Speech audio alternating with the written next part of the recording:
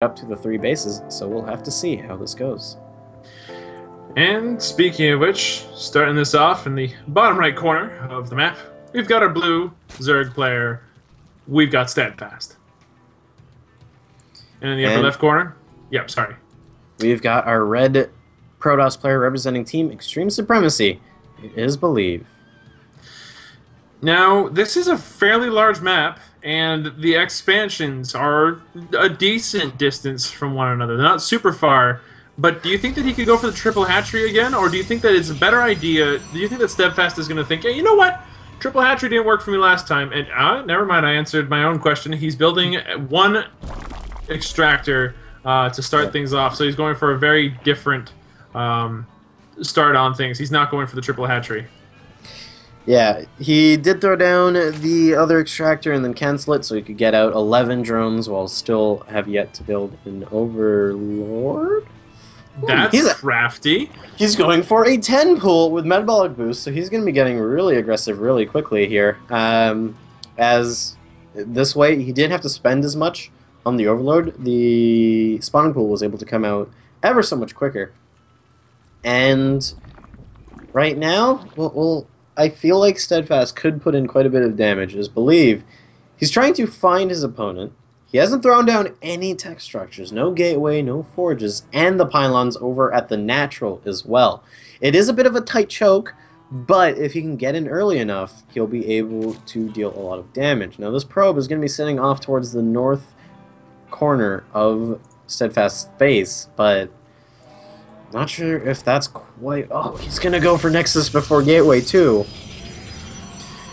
You think that that's going to cost him? Because we know what SteAdfaSt is up to. SteAdfaSt is seemingly very clearly going for a heavy Zergling start right now. And although this probe is scouting that, the probe can see it, Believe knows that this is happening now.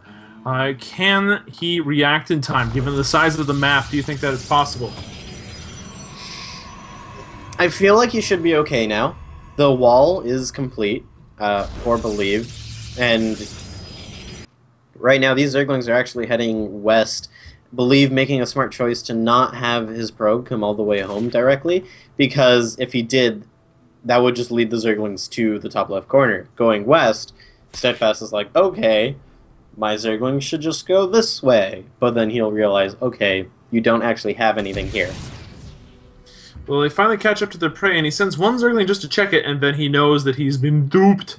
On the other side, though, the Overlord that he had going into the upper right corner has also checked it out. There's no one there. He knows where his opponent is right now. So he's going to go ahead and send his Zerglings over in what seems to be a bid to either finish this early one way or the other. And in they come, but there's a photon cannon just waiting. It's going to take out one of those Zerglings nice and easy, and he's just going to call it right there. Okay. Indeed. Apparently the plans are more important than the finals in this particular case, and this grand finals of this qualifier is going to end up going to Believe in what are the two quickest games I've seen in this tournament today. And not necessarily because Believe outplayed or outdid anything, but just because SteAdfaSt didn't care. At least that's what it looked like to me.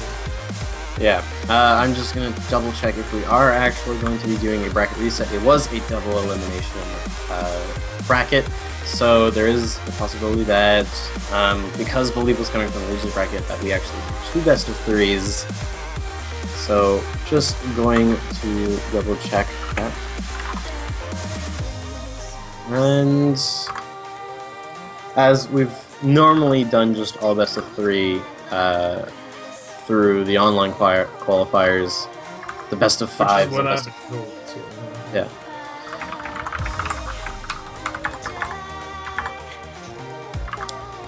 But as things went, though, in that game, SteAdfaSt went for the fast 10 pool, did some tricky stuff in order to get his drones out that he needed in order to make that happen.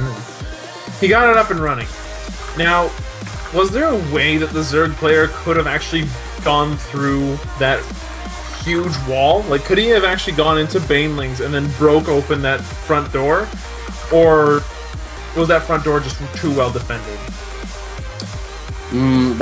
It was too well defended. You know, you had a gateway, cybernetics core, forge, cannon, 2 pylons as well, but you weren't going to be able to get into that. Even if you did, it's just going to be so difficult to continuously attack it, as Believe was just going to be able to throw down more and more buildings.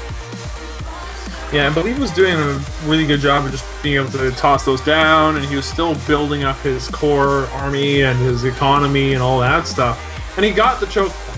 I remember that we saw a game earlier, and I believe it was in the series with SteAdfaSt again, and I forget against whom it was that he was playing, but he ended up beating the other player, the other Terran player, because the Terran player didn't get that choke point. They didn't do the choke point.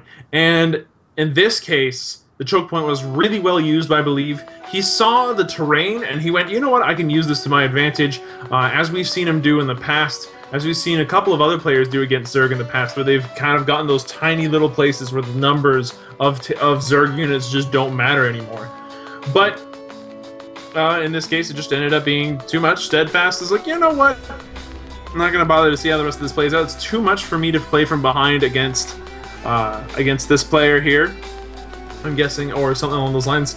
Either way, SteAdfaSt just didn't want to do any more of it. He got boxed out, and he didn't want to in. He didn't want in on the box. He figured, you know what? It's nice outside. I like it outside the box. I'm just going to enjoy my time out here. No big problem. And it appears we are going to be doing the bracket reset. So with that, we're going to be taking a quick break, and then we'll be back with the final. Actually, scratch that. They got a lobby running. So instead of taking a break, we may as well just go straight into game number 1 of our Grand Finals reset. Game 1 actually going to be taking